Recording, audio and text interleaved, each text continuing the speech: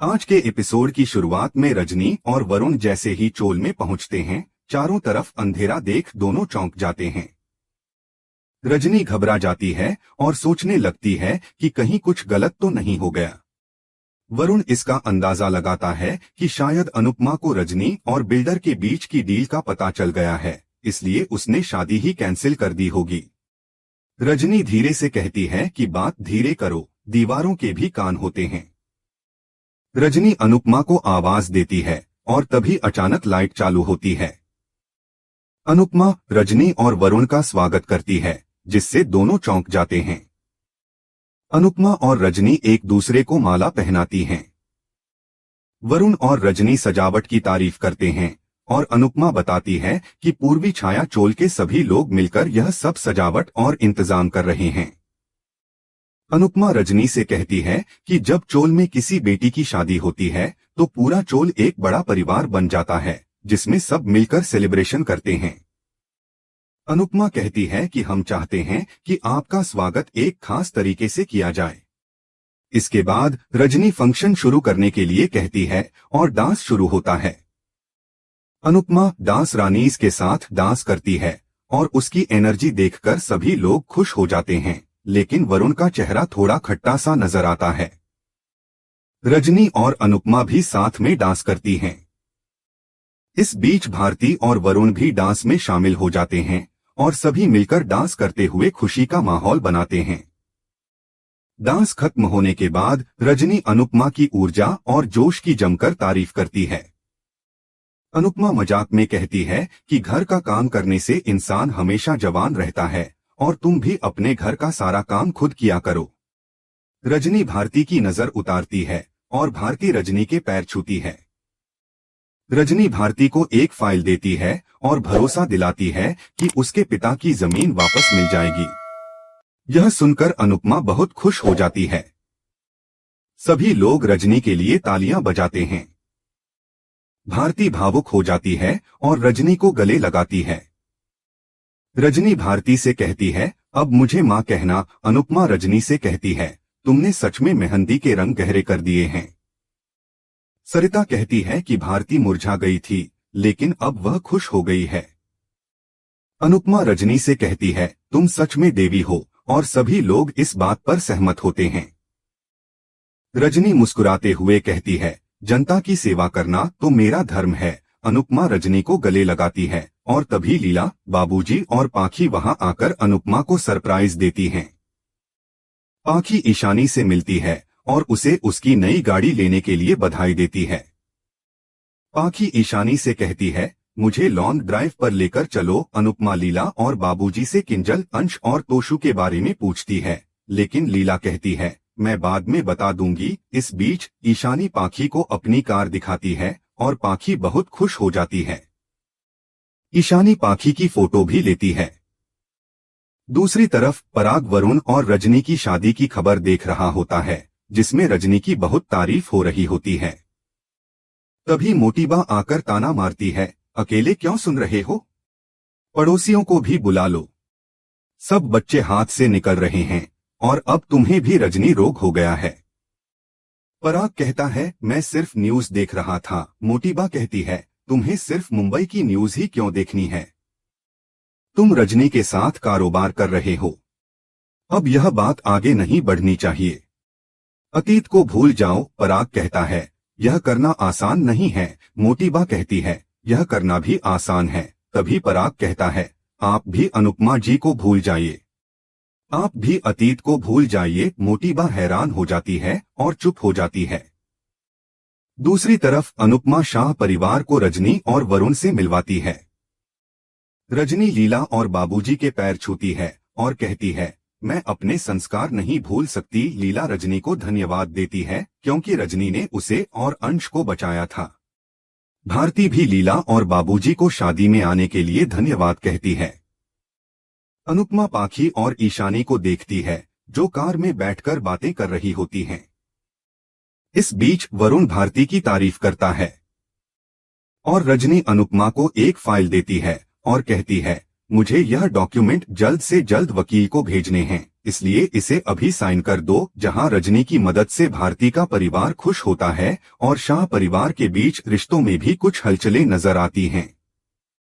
अनुपमा की सच्ची सेवा भावना और परिवार के प्रति प्यार को सभी लोग सराहते हैं और पूरी चोल में एक नई उम्मीद की किरण नजर आती है।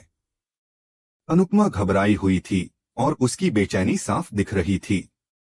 रजनी ने कहा, बिल्डर सीएम से मिला है।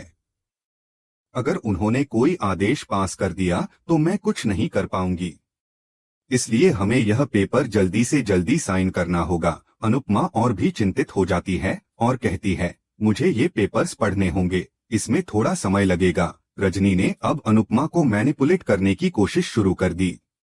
उसने कहा, चोल वालों ने तुम्हें सबकी तरफ से साइन करने का अधिकार दिया है, इसका मतलब मुझे सिर्फ तुम्हारे साइन चाहिए। अनुपमा ने शांति से जवाब दिया, इसलिए मैं अच्छे से पढ़कर ही साइन करूंगी। यह सुनकर रजनी थोड़ी हैरान होती है, लेकिन वह जानती थी कि अनुपमा का भरोसा जीता जा सकता है। रजनी ने कहा, मुझे पता है कि चोल वालों का भरोसा तुम्हारे लिए कितना मायने रखता है।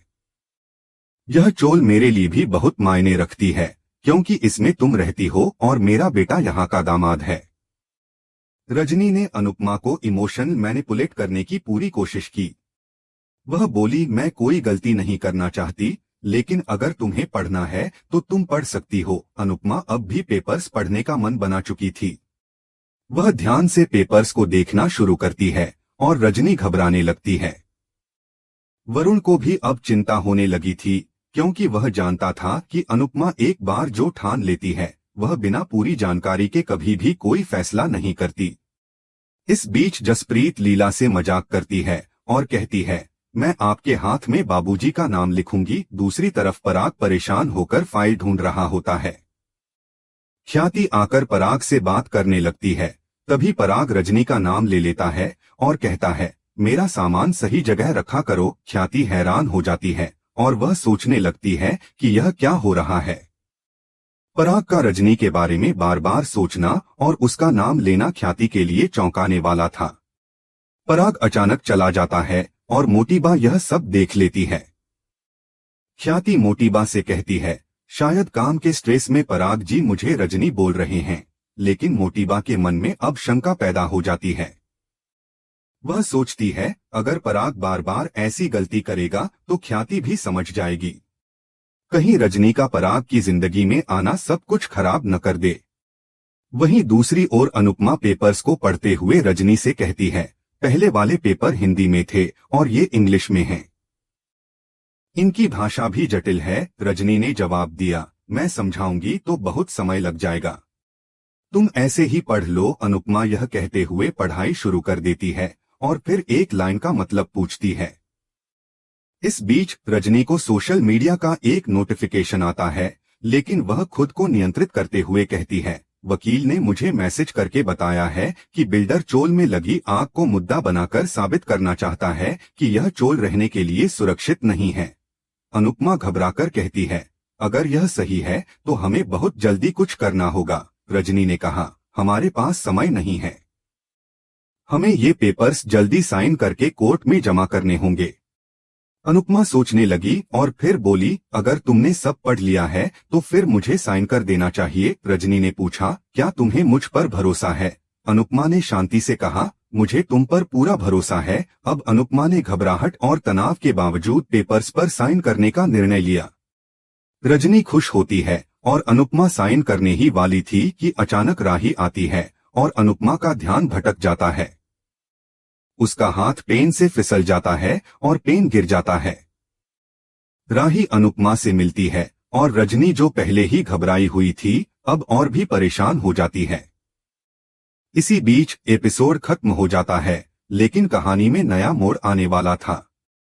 अगले एपिसोड में अनुपमा के लिए एक और चुनौती पेश होने वाली थी।